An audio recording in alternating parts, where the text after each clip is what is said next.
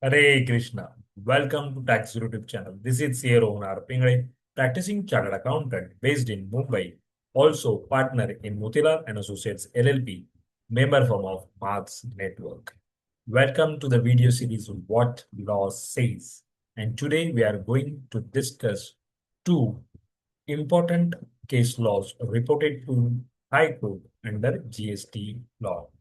And that is also those cases are reported recently in the month of January 2026. So let's dive into it. Let me allow to share my screen.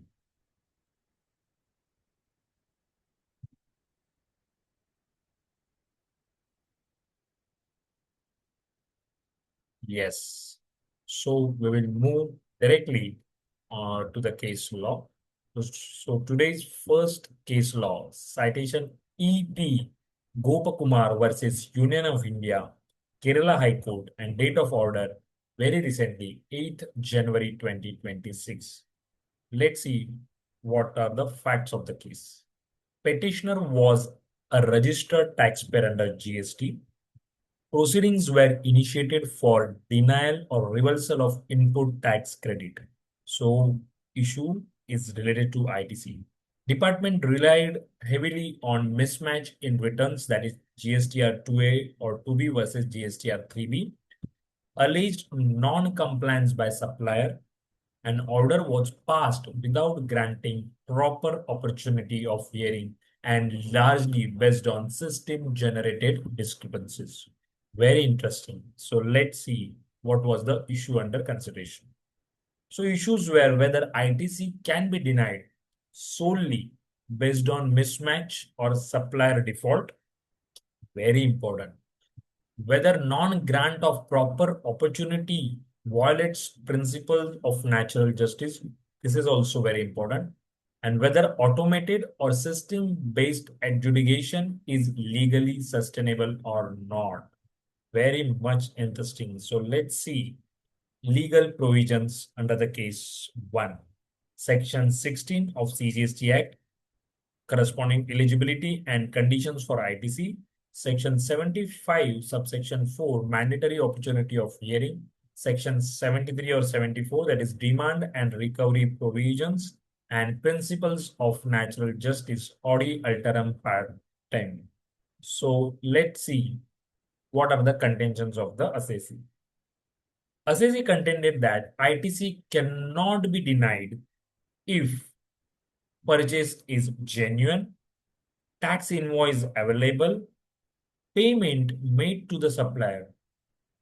All the three means purchase is genuine, tax invoice is available, means whatever goods or services received, payment made to the suppliers.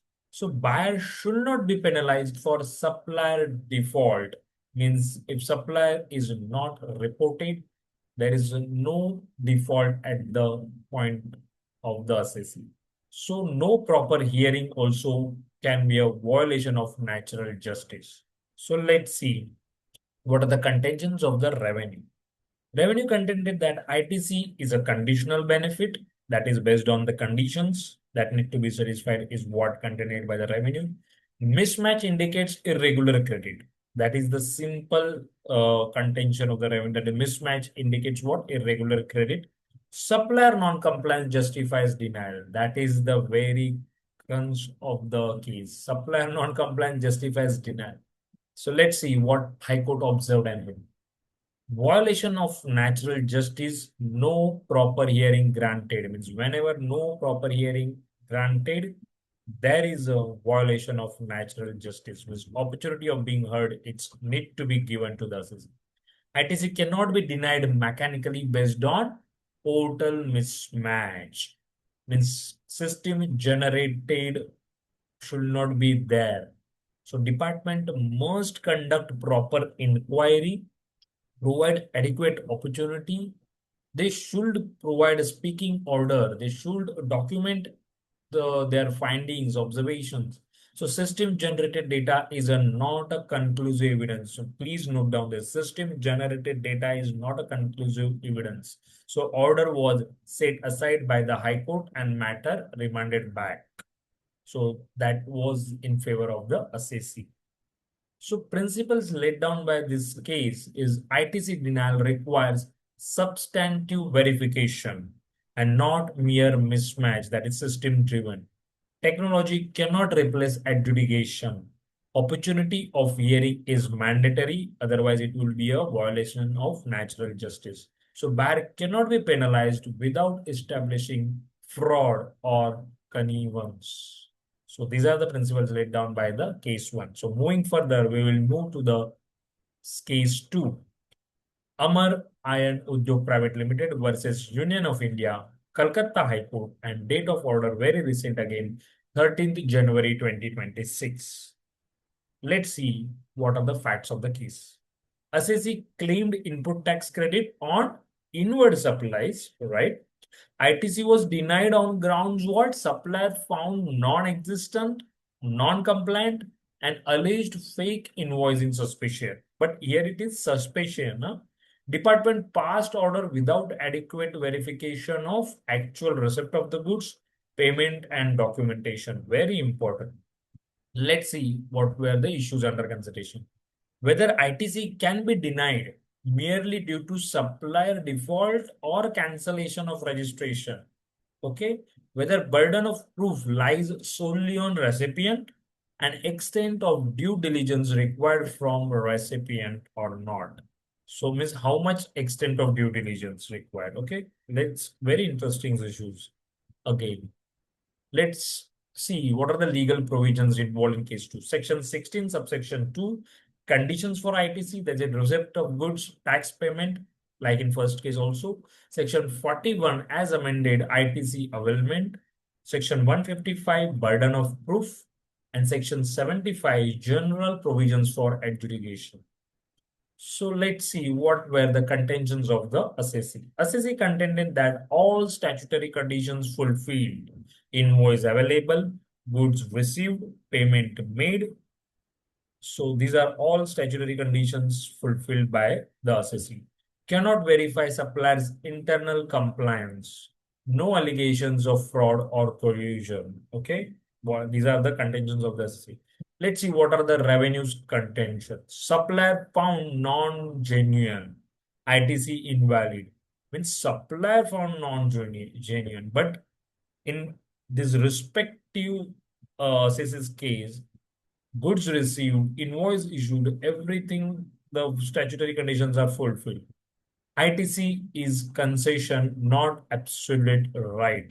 Strict compliance required is what contended by the revenue. So let's see what where the High Court observed and held.